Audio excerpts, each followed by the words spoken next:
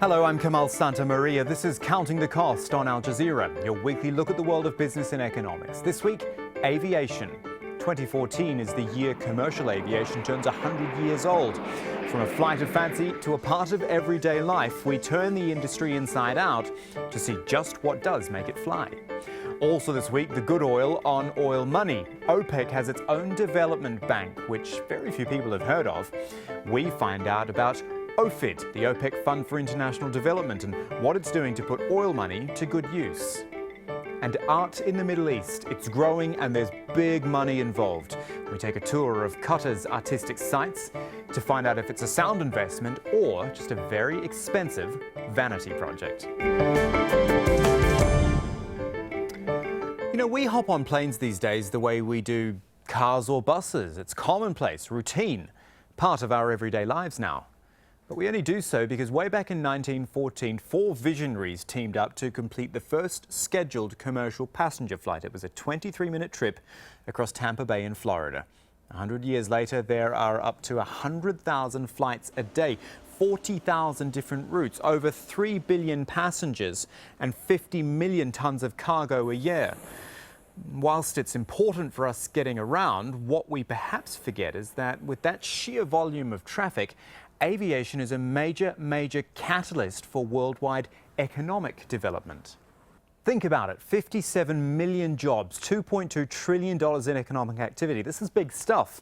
But still there are so many obstacles: excessive taxation, tight regulations, a lack of infrastructure investment, all things which make it a tough business, as well as an important one.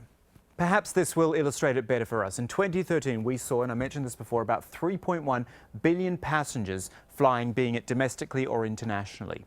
All those people generated $745 billion in revenue. But the profit margin on all that was only 2.5%, which means that airlines are only making a profit, get this, of $5.42 for each and every passenger they carry. Well, faced with that extraordinary number, I spoke to the chief economist of IATA, the International Air Transport Association, which held its annual meeting here in Doha recently. Because if airlines are making that little per passenger, then how is anyone in this business making any money? There are a handful of airlines that do create shareholder value, but as you said, $5.42, which is the average across the industry worldwide, is not enough to pay equity investors, but it is enough to pay airlines bills, enough to pay taxes, it's enough to pay for the debt. It's mostly debt that finance aircraft acquisitions, but it's a constant struggle. You know, it's a very difficult industry to make money in. The first thing which springs to mind is fuel costs, of course, because that is the one thing in this industry that you can't escape. They're always there. They've gone up, they've been up for a good 3 years or so, and I guess that's just something that airlines have just got to get used to at some point. And they have. And in many ways, and this may be a surprising thing to say, the spike in oil prices in 2008, followed by the financial crisis, was a real stimulus for change in the airline industry. And we've seen airlines actually being quite innovative in bringing networks together in joint ventures on long-haul markets. We've seen in some of the mature markets, for instance the US, we've seen mergers.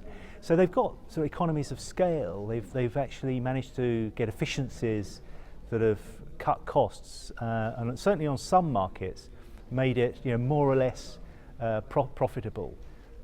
And then there's another side of things to talk about, and you mentioned this at the AGM, and that is cargo. Now, cargo is not something we really talk about much with the aviation industry, but I guess, quite simply, cargo goes by air. A lot of it obviously goes by sea and land, but there is a good proportion that would go by air, important stuff that would go by air, and if there isn't good trade between nations, if there is an economic slump, then the aviation industry is going to suffer from that.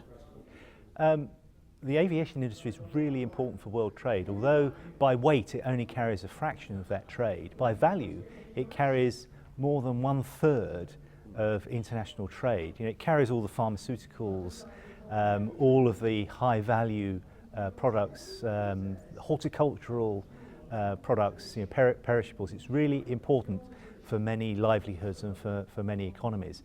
But recently we've seen very little growth in cross-border trade. You know, a lot of economic activity has been taking place at home, partly because of onshoring, companies actually bringing supply chains back home.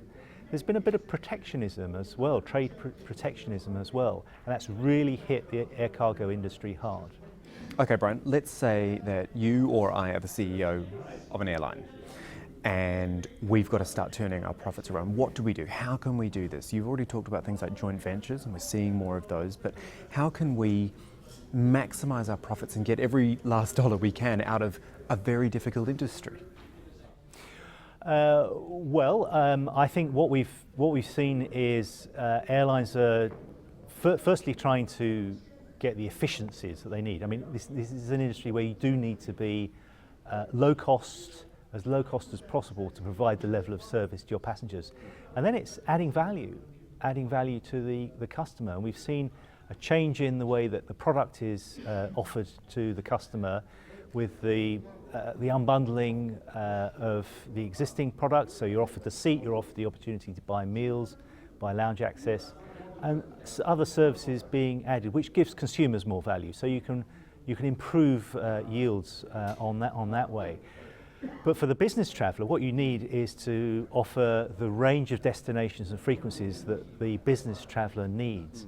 And one airline often can't do that on its own, so you do need those joint ventures and those relationships in order to be able to offer that service. Well, you mentioned that business travel was going down, or premium class travel as we call it, is actually going. Is that just, again, a reaction to economic slowdowns? Yes, I think it is.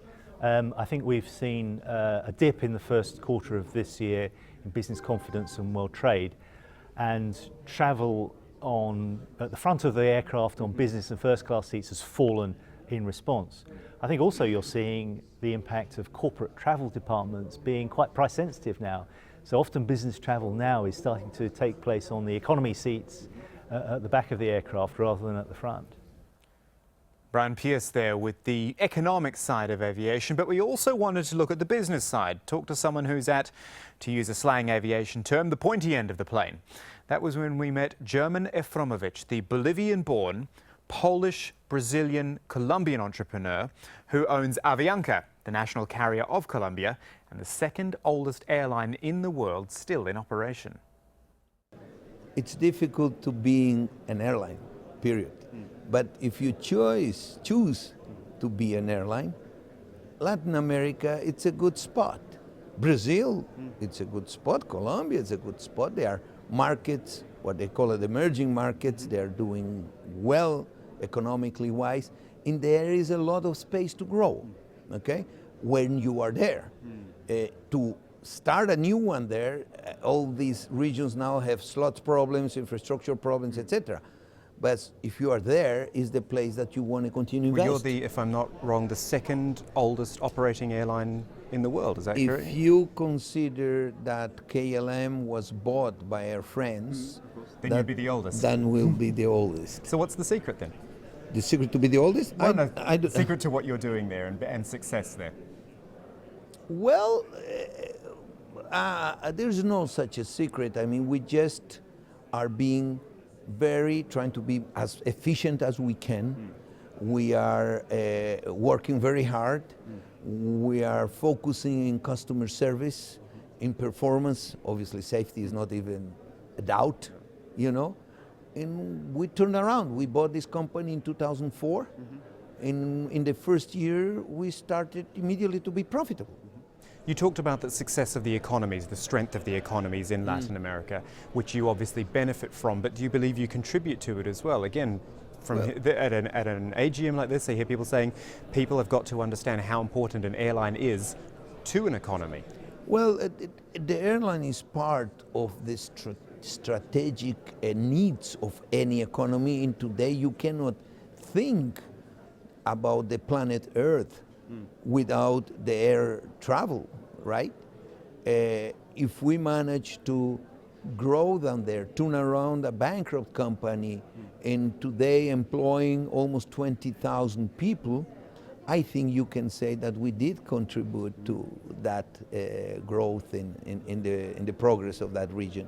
And do people want to come to Latin America? You told me already about people there wanting to spend and wanting to move around. What about people coming in? Yes, there are big events like World Cups coming up and all that, but what's the interest in Latin America really like? Well, the interest is an alternative of investment. Latin America, until like 8-10 years ago, was a place that you have dictatorships, you had hyperinflation, political instability. I would say this is all gone, exception for 2-3 countries that they have their problems there. But as a region, the region is very promising. And recently in the news I saw, as far as Avianca goes, getting money back from Venezuela. This is to do with currency issues there. I mean, is this a big win for you? Well, Venezuela is a problem. The government of Venezuela is trying to solve it. They own the industry, $4 billion. Airlines cannot support flying without getting paid. We need to put fuel, we need to pay salaries, we need to pay aircrafts. I think the Venezuelan government is realizing that is a serious problem, and eventually we will get to a solution. Final question. Do you enjoy being the owner of an airline? Does it satisfy you? I know it goes back to my original question. This is a tough industry. Are you enjoying what you do? It's tough, but it's passionate, you know. We have other businesses that are even more profitable than this in the group, you know. But obviously this is the most fascinating one, although it's not the most profitable one. So I like what I'm doing here, and I really enjoy it a lot. And still ahead on Counting the Cost, we get all arty, exploring how and why Qatar is sinking quite so much money into its art investments. That's still to come. Right now, though, some acronyms for you. OPEC, you probably know that one, the Organization of the Petroleum Exporting Countries. But what about OFID? Well, that is the OPEC Fund for International Development. Yes, the great oil cartel, which most accuse of being all about the money, has a development bank which puts back into society. It's funded by OPEC's 13 member countries and has actually been around for nearly 40 years now. OPEC provides the financing so that OFID can fund infrastructure, social services, health projects, trade. Focuses a lot on projects that meet basic needs: food, energy, clean water, sanitation, healthcare, education, all those sorts of things. Well, those goals have taken OFID to 134 countries, 53 of them in Africa, the rest in Asia, Latin America and the Caribbean. And yet the fund isn't nearly as well known as comparable institutions like, say, the World Bank or the Asia Development Bank. During OFID's recent ministerial meeting here in Doha, I sat down with its Director General, Suleiman Al-Kharbish, to talk about what OFID does and why no one's heard of it. Mr. Suleiman, thank you for your time. I think it's intriguing that, well, certainly I'd never heard of OFID, and I'm pretty sure most of our viewers would not have heard of OFID, and yet it is associated with the biggest oil-producing nations in the world. And it's a good news story, which we don't often get with oil companies in oil countries. Why do we not know more about OFID? Well, first of all, thank you very much for giving me the opportunity to answer one of my favorite questions, because, you know, I'm familiar with this question. And you are not the only one, actually. I remember when King Fahd of Saudi Arabia, when he approved my nomination for the job, he actually dictated a sentence at the end of his memo saying that, but we have never heard about this institution and the countries that is benefiting from its services. So that's why we are having what we call it information campaign 1, 2, 3, etc. And one of them, actually, one of the information campaign which we are doing is the fact that I am with you now. So I want to understand the structure of it all here. You've got the OPEC countries which contribute to the fund. Are they obliged to contribute? Do they decide how much they want to contribute? You know, basically, how are you, as OFID, getting your money? In the mid-70s, the oil exporting countries, OPEC member countries namely, took two major decisions. One of them, they took over the producing and pricing policies of their oil from the major oil companies. And the second one is that they decided at the same time, when the prices of oil was increasing, to share part of it with their fellow developing countries. And that was actually the first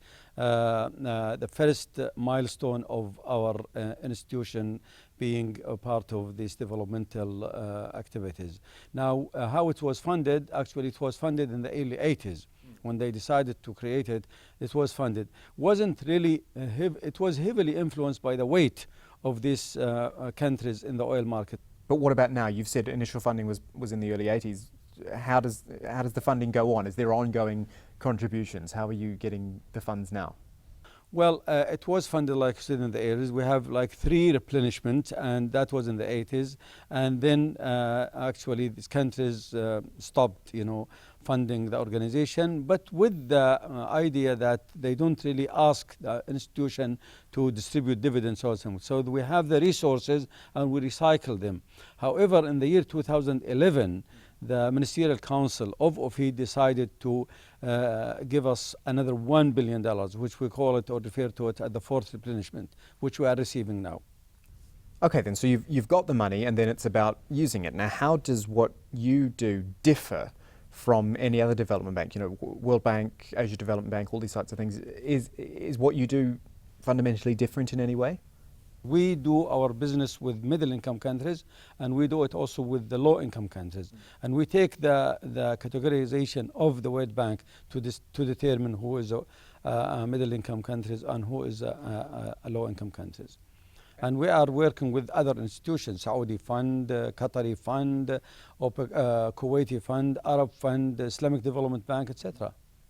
And then after you've decided what is a middle-income country, then how does it move from there? Is it that the countries or private groups come to you and say, we're looking for funding, or are you going out there and actively looking for projects to fund? The countries, they come to us, but we don't dictate on them what project we have to give them. They would tell us that they need schools or hospital or road or dam. This is part of their 5 or 10 years plan, and we just take it from them. We take a feasibility study and we put it in what we call the project cycle, and then until we take it to the governing board and approval, and then they come and sign, and they will start disbursement. Public maybe doesn't know about OFID. Are the OPEC countries themselves conscious of what they're doing and how the money is being used? Over the last 10 years, we did a lot of information campaign. Actually, it's not only publishing, booklets or brochures, something, but we are actually even starting to do some other businesses like the scholarship, like the annual award, which is actually encourage people to know more about us. And so what are they doing with it? Tell me about, just give me some examples of on the ground, real life situations which OFID money is funding. We financed a project in Gambia, which is financing lighting the road from the airport to the city.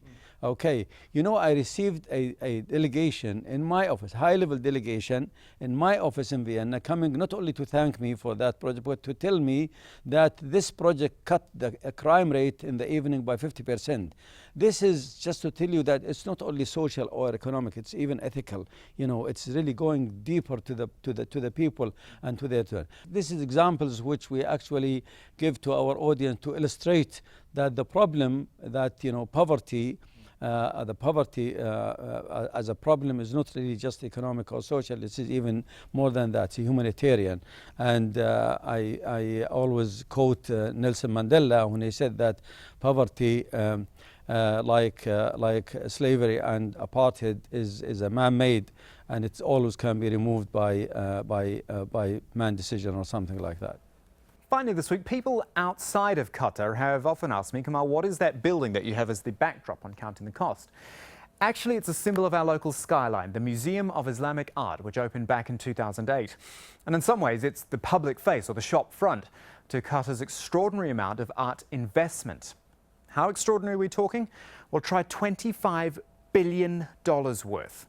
To get a bit more of an idea about the thinking behind and the effect of all this investment, I went for a wander around the artistic sites of Doha with my tour guide, Laura Hamilton. She's the deputy editor of the regional arts magazine, Sur la Terre Arabia. So, Laura, I feel if we're going to try to tell this story of art in Qatar, then this is where we start. Museum of Islamic Art in an old harbour here, if you like. There's traffic, there's construction, and then you've got this building here, which is almost, a work of art on its own. Yeah, it's actually very sculptural, the building. Qatar Museums took Ayaan Pey out of retirement. He was in his 90s. when he did it, and he took a tour of the Middle East because as a Chinese architect, he didn't actually know anything about Islamic art. So he did a 6-month tour of the Middle East, taking in the architecture to build the Museum of Islamic Art. Is this a statement in itself, you know, the fact that the Qataris went for their own museum and not a branch of another museum? Well, exactly. They didn't do like what Abu Dhabi's doing and building a branch of the Louvre. They chose IMP because he did the Louvre in France, the pyramid. But he's done something very Islamic here. It's based on several mosques and Tunisian fortresses. But it's something very new and something very relevant to Qatar. And then, I mean, right next door, Laura, we've got this building here. I mean, it is a museum, but it just basically looks like a big warehouse. You couldn't get any more different from the Museum of Islamic Art, but it seems equally as important.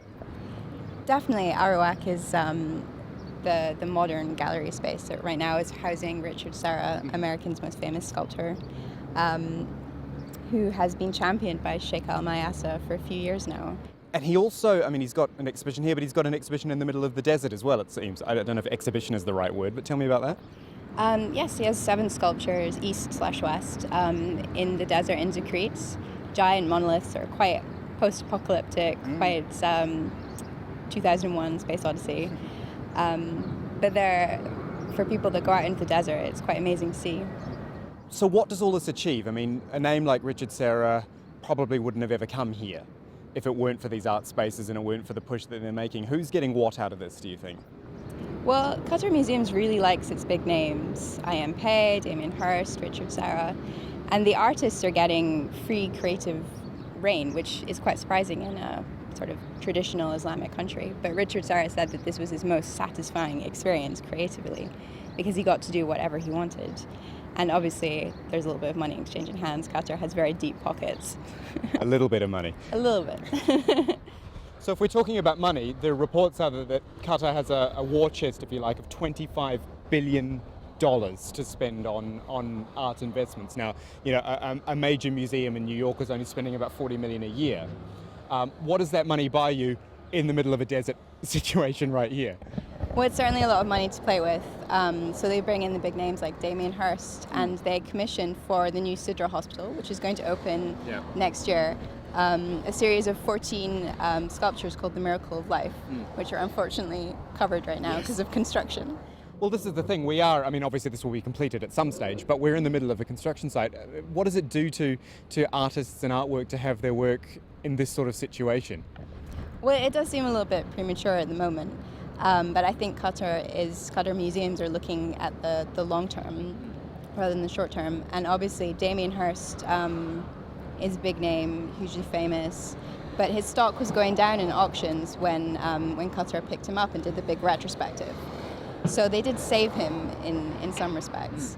So do you think it's good for an artist? We were talking about Richard Serra earlier, who was, you know, loving the free reign that he got there. Is this type of thing good for an artist? Definitely. Being commissioned to do a series of work like this and having the financial backing to creatively express yourself can't be bad for an artist.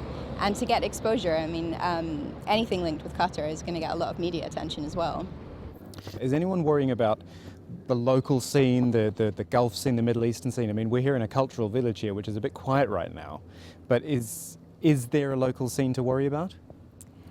Of course. Qatar is basically a labyrinth of little art spaces, and you have everything from the Qatar Photographic Society, which nurtures local photographers, to also viewings of Sotheby's auctions in Dubai and London of Middle Eastern art. So the auction houses are coming here as well. They know that, or not necessarily here, but the whole region, they know that there is, again, I'm coming back to money, but that there is money here and there is a market here. Yeah, it seems so, because of course the auction houses are in Dubai or they're maybe in London, but they view it, so you can see everything from the Edge of Arabia to Rothko. So clearly, if you're saying the likes of Sotheby's, the auction houses are coming here, then there must be a market here. There's the money here. But I wonder what all this money is doing to the market. Is it actually, you know, ending up distorting the whole thing? Well, in 2011, the Qatari royal family bought Cézanne's, the car players, for between 250 and 300 million, which was a lot above the asking price.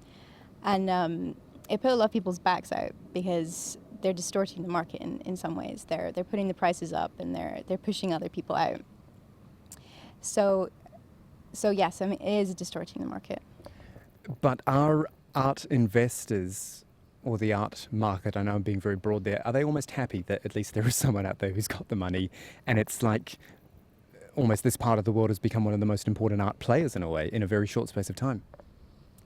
Well, I think in some respects, everyone's always happy when people are putting money back into art. But there has been a huge backlash, whether it's due to jealousy or being pushed out themselves. It's quite a mixed bag. And it was 45 degrees outside when we were filming that. No mean feat, let me tell you.